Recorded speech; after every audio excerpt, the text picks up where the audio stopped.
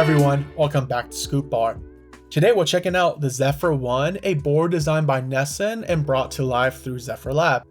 Now, when I first saw this board, I didn't think much of it. It looks like just a clean HHKB style board. And then I picked it up. And yeah, it's heavy. The stainless steel weight makes this board incredibly heavy, but this board isn't just about weight. There are actually a bunch of small design decisions here that are good and some kind of strange.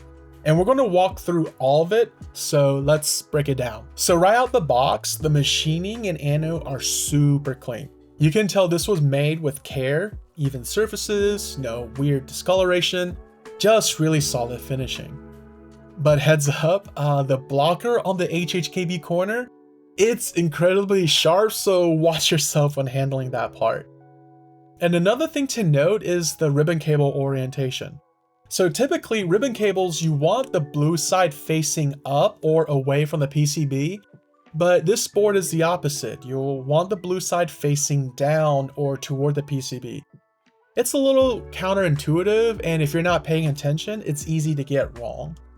Also, there are no extras in the box, like no tools, no spare ribbon, no extra gaskets, just the board and the parts you need to assemble it. I'm curious how people feel about that. Would you rather get the bare minimum and save costs, or have a few extra tools included? When it comes to the build process, it's pretty straightforward.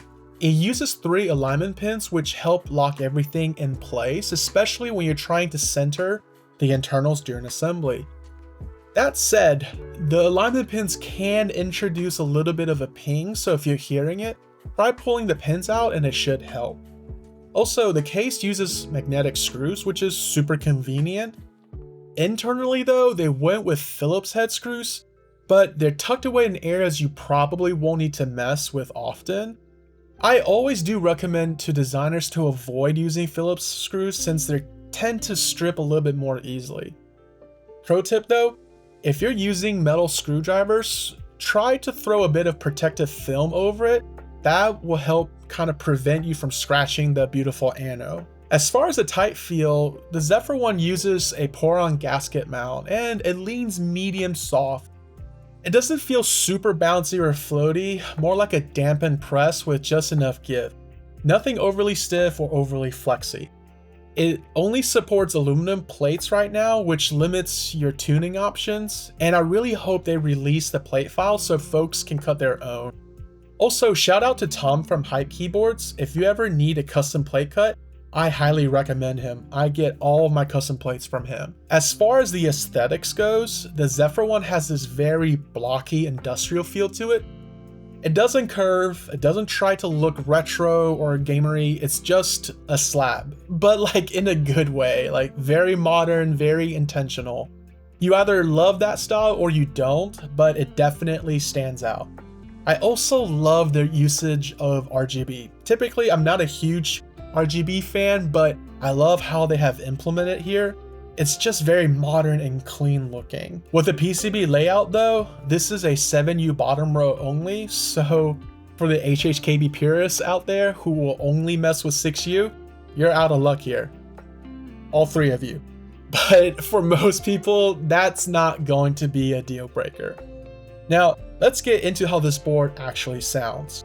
First up, Zephyr 1 with Cherry MX Black on aluminum plate versus the Neo 65CU, also with Cherry MX Black on aluminum plate.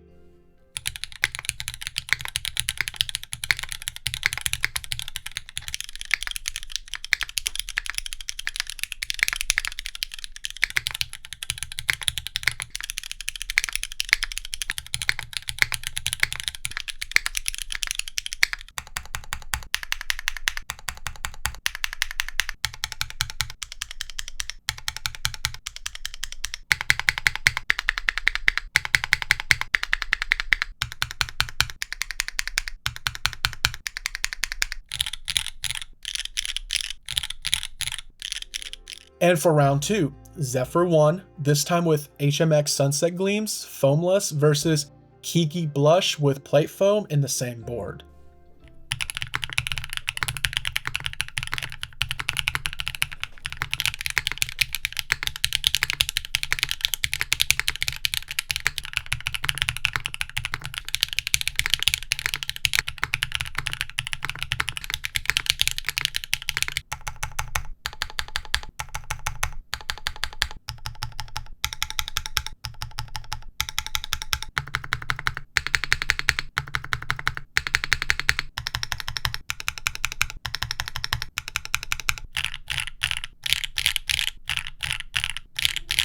So what do you think? Which one's your favorite? Let us know in the comments down below. So who is this board for? If you're into HHKB layouts and want something weighty, clean, and modern, this is worth a look.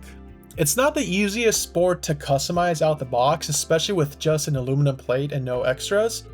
But for people who want a premium feeling case with great machining and clean sound, the Zephyr one delivers. Would I daily it? I think so, and I definitely want to try it with different plates down the line as well. So here are my closing thoughts.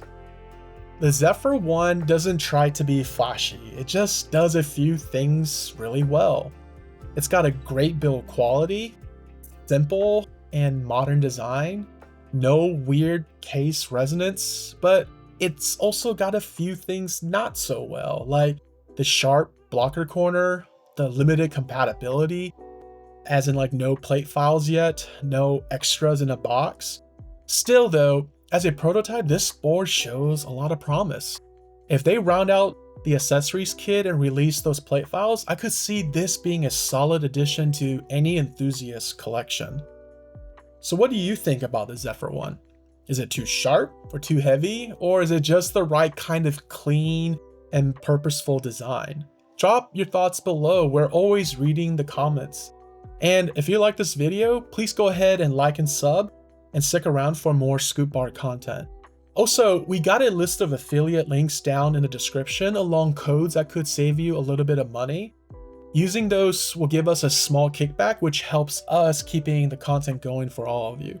Love you all, and I'll catch you in the next one.